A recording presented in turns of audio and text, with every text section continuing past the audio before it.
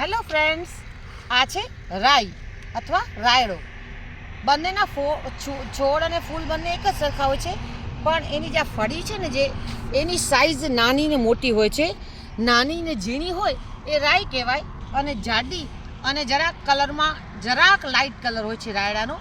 તો રાયડો છે એનો ઉપયોગ સરસ્યું તેલ બનાવાય છે અને ઘણી જગ્યાએ બહાર વઘારમાં વપરાય છે, પણ કચ્છની અંદર રાઈ વઘારમાં વપરાય છે. તો એના અંદરથી માઇક્રોન્યુટ્રિયન્ટ્સ મળે છે અને ખોરાકમાં એ તાસીરમાં ગરમ હોય છે, એટલે શિયાળાની અંદર એ વાપરવું જોઈએ, તો તમારા પેટને ગરમી આપે છે. પછી આ અથાણાની અંદર રાઈનો ઉપયોગ થાય છે, અને રાઈના તેલનો ઉપયોગ શાક વઘારવામાં પણ શિયાળાની અંદર કરી શકાય છે. તમારી બોડીમાં ક્યાંય દુખાવો થતો હોય તો બોડીમાં શરીરમાં મસાજ કરવા માટે પણ સરસ્યું તેલ વપરાય છે. અને આના પાન છે એનું પણ શાક થાય છે.